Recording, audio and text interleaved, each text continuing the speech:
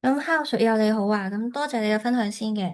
咁咧，你嗰個講法咧，其實好多人都係咁睇嘅。不過我有其他睇法，但係用文字咧就未必好解釋到。咁所以我就即係耐少少拍咗條片，咁希望可以講得清楚少少我嘅睇法啦。咁大家有大家嘅睇法，都係都戴頭盔先啦。我唔會話100%否定其他人嘅睇法啊，或者學理啊咁樣。咁但係即係都持開放態度啦。咁但係我嚟緊會分享一個我自己認為。比大家嘅睇法更加有合理性嘅一個睇法咯。咁你聽完，你唔同意都可以嘅，冇所謂嘅。咁但係呢個就係我嘅睇法啦。咁第一 part 咧就係、即係我哋即係討論咗啲咩咧？就係、話大家覺得咧個戌土係土旺嘅。咁因為論八字個 app 咧都係顯示土旺嘅。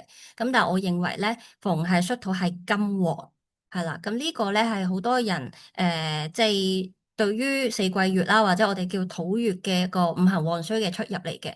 咁我嘅睇法咧就係、你地支嘅藏干咧，同原局大運都係咁樣去理解啦。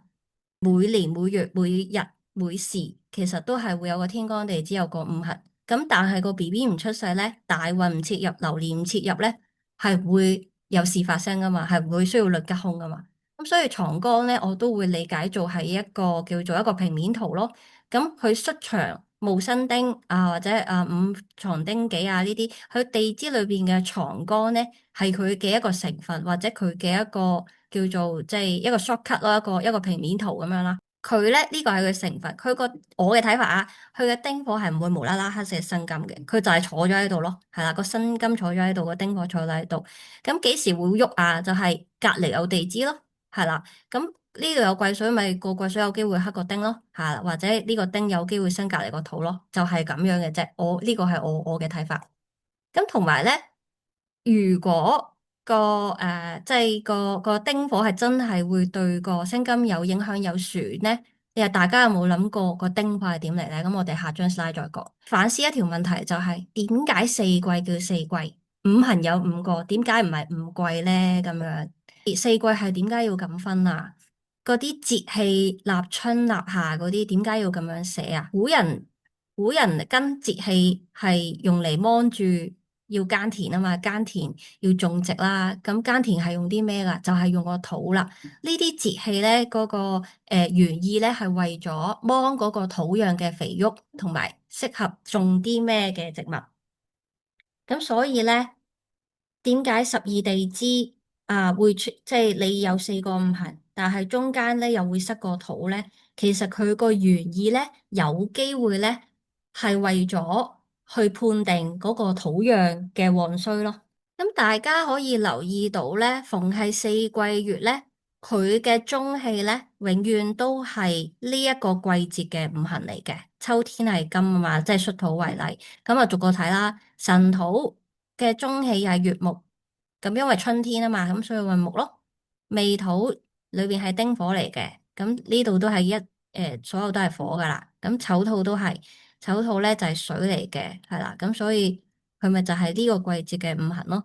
即係簡單有理解過五行同季節嘅串聯嘅意思就係木係春天噶嘛，火係夏天，金係秋天，水係即係冬天啦。呢個係一個即係佢地支啦、五行啦，可以同我哋嘅一啲季節啊，或者一啲方位啊，或者一啲唔同嘅物件啊，有串聯到嘅象嚟嘅。咁佢哋土月仲有個餘氣個喎，有冇留意到咧？個餘氣咧，永遠都係上一個季節嘅五行嚟噶，係啦，呢度有個丁火。咁依家秋天啊嘛，上一個季節咪夏天咯，係啦，呢度咧有個月木，而家夏天啊嘛，上一個季節咪春天咯，係啦，咁辰土都係喎，有個癸水，咁春天嘅時間上一個季節咪冬天咯，吓，如此類推。咁所以咧，呢一個餘氣咧，有機會咧係上一個季節嘅五行遺留落嚟嘅能量嚟嘅。我就係想分享，如果呢一個講法係成立嘅話咧，即使個丁火對個辛金係有影響啦，其實佢個影響都不大咯。吓，呢個我其中一個睇法。咁如果假設我嘅講法真係成立啦，寅卯辰就係木旺，至午未就係火旺，如此類推。咁我哋一齊睇嗰個五行對個土有咩影響？好，寅卯辰，如果木旺嘅話，木克土，土咧就係死氣。咁如果佔未火生土，土係上嘅。好，金啦，土生金，金係即係個土咧係休氣嚟嘅。水，土克水嘛，咁咧所以土係囚氣。呢個死上憂囚咧係土嘅旺上憂囚死嚟嘅。咁好啦，我哋再去用 common sense 去理解啦。點解春天個土係死咧？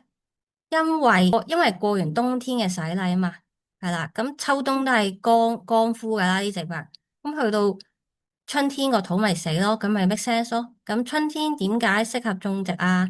因為木係會生火嘅，火本身就係土個阿媽，咁所以去到春天，即使木克土，木係死咧，個土都唔會太弱。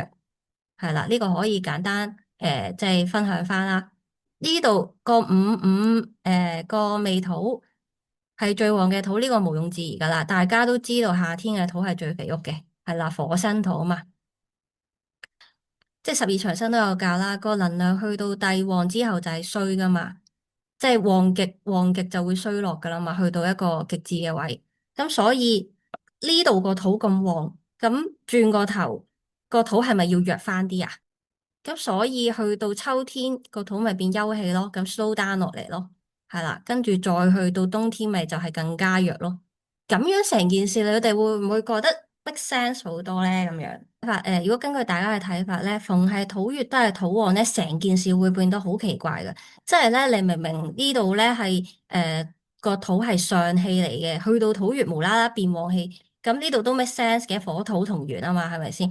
咁但係呢度個土係死氣，突然間個土爆起變旺係好奇怪啦。春天佢應該去到火先係最旺噶嘛，去到秋天如果個土都係旺，咁咪好奇怪咯。即係你土應該係夏天最旺噶嘛，佢應該 slow down 落嚟噶嘛。咁呢度又話土旺喎，即係成件事就會好奇怪。逢係土月咧，個土就會爆旺噶啦，咁係冇咁合理咯。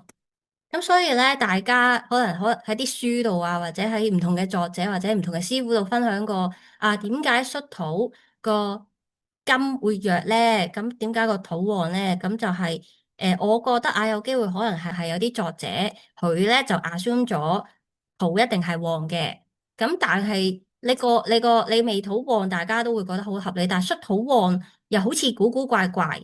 咁佢就留意到佢嘅藏干就係藏戊辛丁啦。啊，咁呢度火克金，咁剩翻個土咪旺咯，咁樣即係咁樣講，好似合理咗件事咯。但係其實係未必係咁嘅原因咯。咁都可以分享下啦。喺呢個命理若言卷三咧，裏邊有一個叫做五行旺上憂囚論咧，嗰度有寫到嘅土與火同，但春夏除母上旺，理由可通。咁呢度就係話，咁你火生土噶嘛，個火本身就係阿媽，就係土嘅阿媽嚟噶啦。